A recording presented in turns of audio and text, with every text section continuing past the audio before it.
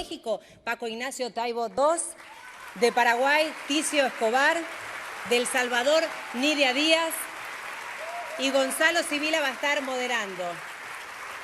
Paco Ignacio Taibo II no solamente es periodista, es escritor, es un intelectual y también es un luchador, un activista sindical, es profesor en la Universidad de Historia y Antropología y también es uno de los que se animó a desafiar ese concepto muy repetido en México, que el mexicano no lee, no le gusta leer. Él creó hace unos años Leer en Libertad, es una asociación de fomento que tuvo la valentía de acercar los libros a la población a través de diferentes actividades con un enorme éxito. Hablamos de 5 millones de libros, ¿no? A través de ferias, a través de eventos en lugares populares, en lugares antes impensados, ¿no? Para la cultura. Bueno, se lo conoce muchísimo por las novelas policíacas, pero también es uno de los que dijo el 26 de septiembre fue la gota que colmó el vaso. Hablamos de los 43 jóvenes desaparecidos en Ayotzinapa, en Guerrero, y él fue uno de los que dijo: esto es lo último que tenemos que soportar. Caray, casi lamento tener que hablar de cultura, porque como está tan caliente la sala, lo que dan ganas es entrar al meeting con todo, ¿no? Y anunciar cómo vamos a parar a los 4 jinetes del apocalipsis, ¿no? O cómo vamos a revertir lo que nuestros gobiernos en muchos países, nuestras oligarquías neoliberales han establecido como la magia del toque de Midas invertido. Midas, el que tocaba y hacía oro, bueno, estos cabrones, todo lo que tocan lo hacen caca. Y en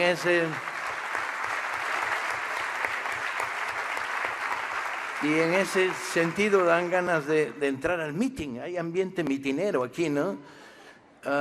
Y motinero. Las ideas generan motín, no solo reflexión sesuda y apacible, ¿no? ¿De cuándo acá las ideas son apacibles, ¿no? Y este canto a la ecuanimidad, el sillón donde se piensa. Yo no he pensado jamás en un sillón, he pensado en las calles, en las barricadas, en los mítines, en las puertas de las huelgas. Ahí se piensa con gran intensidad, porque no hay de otra. Pero bien, todo esto es el antiprólogo, porque no quiero hablar de eso, no quiero hablar de cultura. Hay que estar verdaderamente loco para transportar el eje a la cultura. Y es que yo soy un ferviente creyente, incluso diría fundamentalista, talibán y militante, en la idea de que la cultura es el gran instrumento político, el que construye columna vertebral, ¿sí? El que dota al ciudadano, al militante, al luchador, de una especie de fuerza superior, el que le da tranco largo, ¿sí? El que le permite dimensionarse en términos de para toda la vida, ¿no? Yo soy de la generación en la cual el marxismo neandertal fracasó, no lograron formarnos. Donde Lenin fallaba, Robin Hood tenía razón, era transparente la cosa, era clara. Nosotros nos formamos, mi generación, en un meandro maravilloso de propuestas culturales. Y llegamos a la política a través de propuestas culturales. Era el cine italiano, Un ciudadano a toda prueba, a toda sospecha, la batalla de Argel, el caso Mattei. Fascinante, ¿no? Era las nuevas trovas, era los escritores encerrándose en Barcelona para protestar contra la dictadura franquista, era el boom. Eran Benedetti y Galeano. Los poemas de Benedetti eran para aprenderse de memoria, ¿no? Y recitarlos. Era el haber descubierto que Ho Chi Minh no solo era el dirigente de la revolución más sorprendente y pasmosa que estaba parando al imperio, sino que además era tremendo fumador, con lo cual subía como 3 puntos en nuestros bonos, ¿no? Perdón, pero la última vez que fui políticamente correcto fue cuando nací, porque mi mamá quería niña y me compró una chaquetita rosa. Entonces, la única vez que fui políticamente correcto es entre el 0 y los 3 meses que usé chaquetita rosa. Por cierto, tengo 2 hermanos y los 2 usaron chaquetita rosa. No, las perversiones de mi madre me han conducido a la izquierda radical.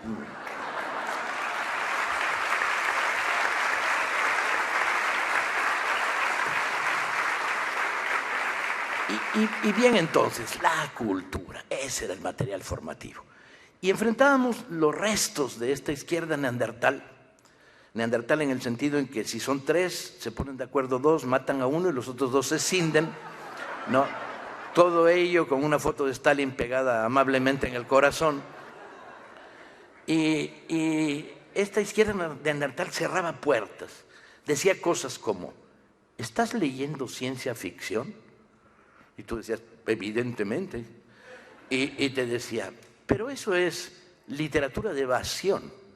O sea, este boludo, este comedor de mierda, no ha leído a Bradbury jamás, o no se ha enterado, no ha leído a Philip K. Dick.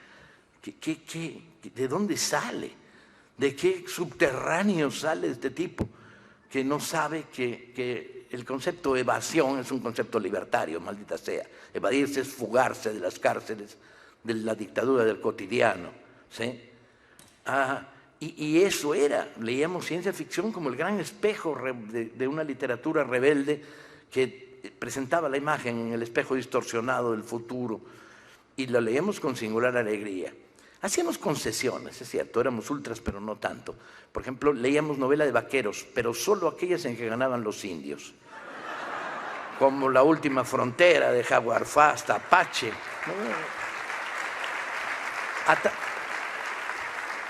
A tanto no llegábamos, no debilitábamos nuestra consistencia ideológica. Pero vivíamos además en el gran momento de la latinoamericanización.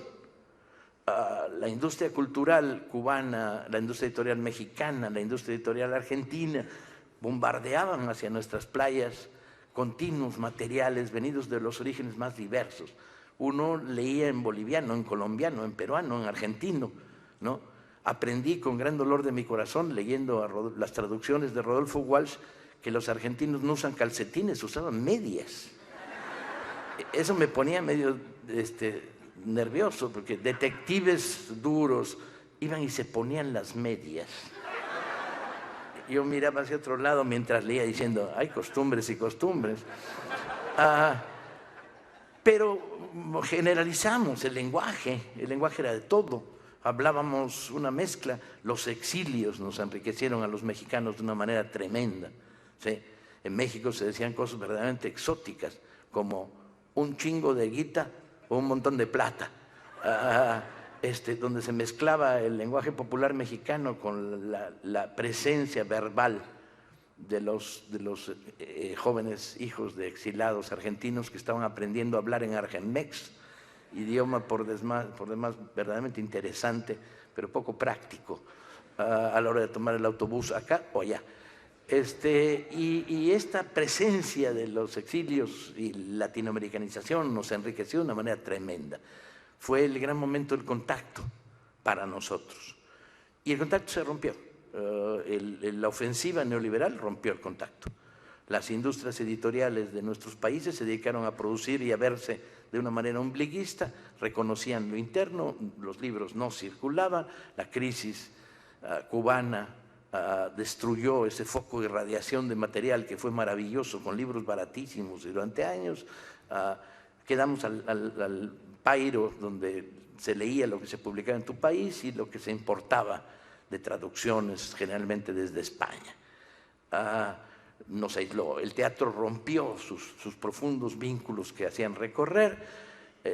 La presión del country le ganó, aunque ahí quizá la resistencia fue la mejor. Ahí sobrevivieron, probablemente gracias a los cubanos, a la trova y a los españoles, sobrevivió una conexión continental. El cine quedó aislado, se veía en los países donde se producía y no mucho más que eso. Y al romperse el eje cultural, la distancia creció. por más esfuerzos que algunos periodistas hicieron para mantener la información al día, se rompió. Recuerdo una memorable conferencia junto con un portavoz de la derecha mexicana, o sea, uno de izquierda que se recicló, que es Jorge Castañeda, en la que tuvimos un debate que se llamaba América Latina, mano a mano, en el Museo de la Ciudad de México.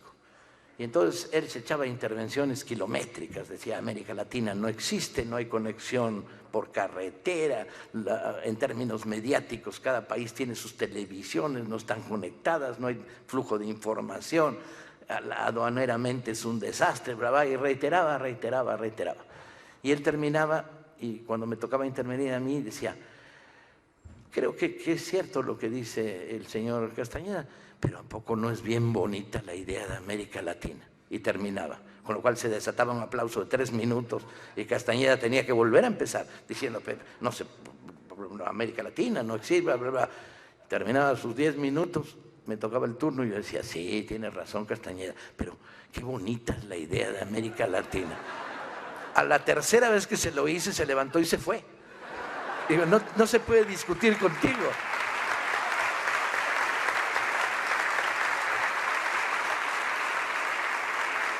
Eso se llama una estrategia cultural, ¿sí? El poder de la evocación de las ideas, que está colocado en un plano semihegeliano, tiene un poder de convocatoria del recarajo. Y yo decía, peros, son peros, o sea, lo haremos, pero hay que romper esto, hay que destruir esto otro, hay que resolver esto otro. Pero la idea bolivariana, que es también una idea guevarista, no se nos olvide, ¿sí? Es un solo continente. Y grande, mucho más grande de lo que parece, porque podrá empezar en la Antártida Argentina con pingüinos con banderita roja, ¿no? Y podrá llegar hasta el río Bravo, fin del territorio hispanoparlante mexicano, pero nanay, hay que seguir para arriba. Queremos recuperar Hollywood, que nos lo robaron en la guerra del 47, que se queden con el resto, Texas, que se la metan por el culo, pero queremos recuperar Hollywood y llegar hasta los Grandes Lagos, donde las poblaciones mexicanas, salvadoreñas, empiezan a ser mayoritarias.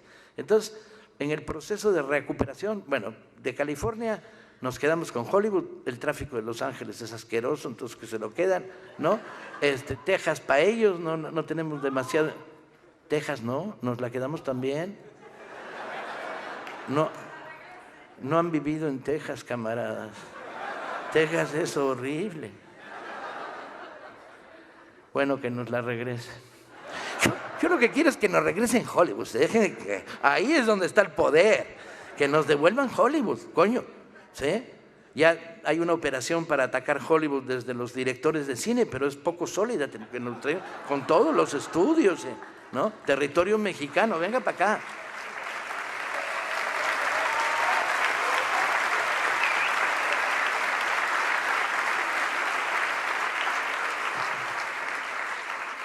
En resumen, era la cultura el gran constructor de pensamiento crítico, de pensamiento diverso, el que rompía el maligno y asqueroso concepto de doctrina.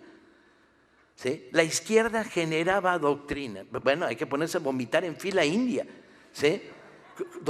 La doctrina es un pensamiento religioso, es pensamiento cerrado. ¿Sí? Dice así. Y así es. No. El pensamiento crítico es antidoctrina. Se construye sobre la comparación, la confrontación continua de ideas. Y en ese sentido la cultura aportaba y rompía el monopolio que convertía a un marxista en un marxista y a un anarquista en anarquista. Entonces, no, compadre, ¿sabes qué? Si las cosas están así, yo me afilio a la Primera Internacional antes de la decisión entre Marx y Bakunin, ¿no? Porque necesitamos de todas estas riquezas de la historia y del pensamiento crítico y político, y la cultura te las aportaba, te las ponía sobre la mesa. Esto significaba que tendríamos que reflexionar sobre el papel desde la lógica de la izquierda en el proceso de construcción de movimiento social, aparato partidario, etcétera, del trabajo cultural. Y no pensar que es un factor aleatorio y secundario que tiene que ver con el poder y desde el poder generar educación formal. No. La cultura trabaja sobre la educación informal. Es la educación sentimental la que construye la cultura. Y es la educación que no se va. La tabla periódica de los elementos no me la sé, pero los nombres de los 3 mosqueteros no me fallan. Y no me fallan porque la lectura que hice de los 3 mosqueteros era una lectura de izquierda, evidentemente. Era, bueno, que estaban cuidando a una reina que era un poco puta, la moral y esa parte es una parte, pero el enemigo era un cardenal de ultraderecha, cual debe de ser, imagínense, el clero oscuro y tenebroso ahí colocado, maravilloso. Y bueno, y en la siguiente novela el enemigo era otro cardenal también de ultraderecha, ahí no fallaba. Y el uno para todos y todos para uno. Y la idea del honor. Hay palabras que la izquierda perdió que son nuestras por derecho de sangre, coño, ¿sí? Honor. Somos honorables, cuidamos a las viejitas al cruzar la calle, besamos a los niños y no con intenciones electorales, sino porque nos gustan. Estamos con los pobres porque son nuestros.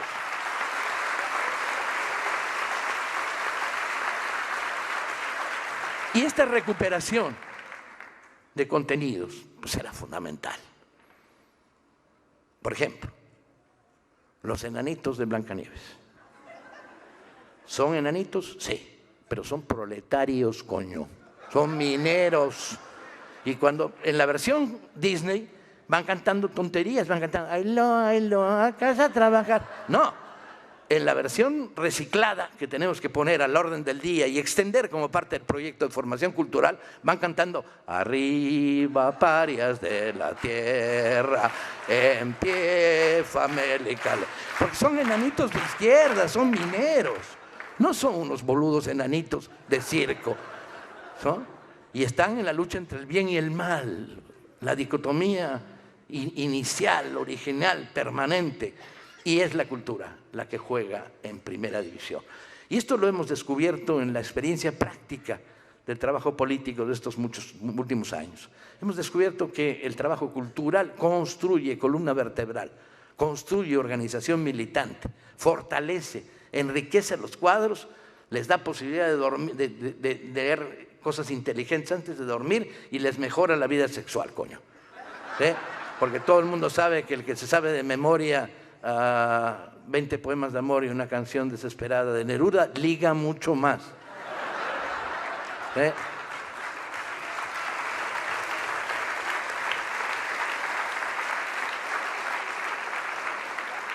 Y hemos vivido con gran intensidad en estos últimos 6 o 7 años, a partir de la creación de la Brigada Paralela en Libertad, 5 años, esta riquísima experiencia de llegar al barrio y contarles historias. En algunos momentos medio delirante, es cierto, hemos forzado la máquina.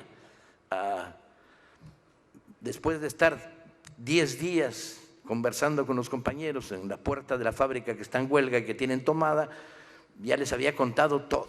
Se me habían acabado las historias. Les había contado la Comuna de París y de repente dije, pues les voy a contar Peter Pan. Y se las conté en versión mejorada, claro, ¿no? Y estaban muy contentos. Y luego me llama por teléfono el dueño de una librería que está cerca, en Clavería, en Azcapotzalco, en el norte de la Ciudad de México, y me dijo, Paco, ¿qué hiciste? Llevo vendidos 13 ejemplares de Peter Pan, no había vendido uno solo en 20 años, y llevo vendidos unos tipos que llegan, además, con aspectos zarrapastrosos, como de obreros, que dicen, oiga, ¿tiene usted ahí el Peter Pan? ¿Qué hiciste? Yo dije, mierda, ahora lo van a leer y van a descubrir que la versión original es bastante light, ¿no? Voy a tener que regresar a la fábrica a decirles que esa es la versión FASA, que la buena es la que yo cuento. Estamos en un juego además de riquezas inusitadas. Llegar a un barrio con mujeres de origen extremadamente humilde, que rozan el analfabetismo, y contarles la historia de cómo el cura Hidalgo el hombre de la independencia mexicana se había jugado el dinero de su escuela a las cartas. Como verán, un padre de la patria así es encantador, ¿no? No la figura marmórea, hierática, ¿no? Contarlo y ver cómo empiezan a leer, colega, no hay lágrimas para tantos ojos, ¿no? Es maravilloso, porque la lectura crea un ciudadano crítico, en cualquier nivel, un ciudadano pensante, un ciudadano que trae hacia la vida cotidiana. Y luego te preguntan, oiga, ¿usted eso lo vivió o lo leyó? Entonces, ¿qué coño importa? Es lo mismo, hombre. ¿Cuál es la diferencia entre verlo? Si el escritor era bueno, lo viví, ¿sí?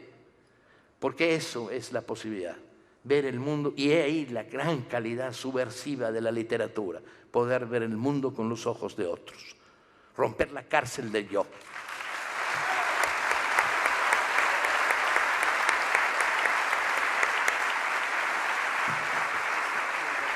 Estoy en tiempo, ¿no? ¿Me quedan 3 minutos, 2 minutos? Sí. ¿Qué tenemos que hacer? Multiplicar el trabajo político-cultural por todos lados. Luchar contra las barreras. Que nos lleguen los libros de los uruguayos, las obras de teatro de aquel argentino, las películas, que circule el material latinoamericano con absoluta potencia, libertad y habilidad.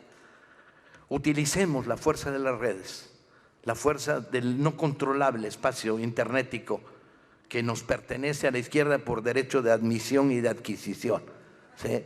El Estado no puede con ellas, el Estado es incapaz de asumirlas. Y traigamos, circulemos, movamos el material, ¿sí? Y convertámoslo en material sustantivo. En particular quería referirme a una cosa y con esto termino. En mi país, la historia de la independencia se enseña en términos mexicanos. Y repasamos a Hidalgo, a Morelos, a Mina, la consecución, Guerrero, en fin. No aparece Bolívar. No está Artigas, carajo. ¿Cómo podemos pensar la independencia de América Latina sin Artigas? Tenemos que reconstruir la manera como se enseña historia en nuestros países. Tenemos que latinoamericanizar. En las universidades argentinas debe haber un buen curso de historia de la Revolución Mexicana para que ustedes aprendan a adorar a Pancho Villa, que tenía unos huevos de este tamaño.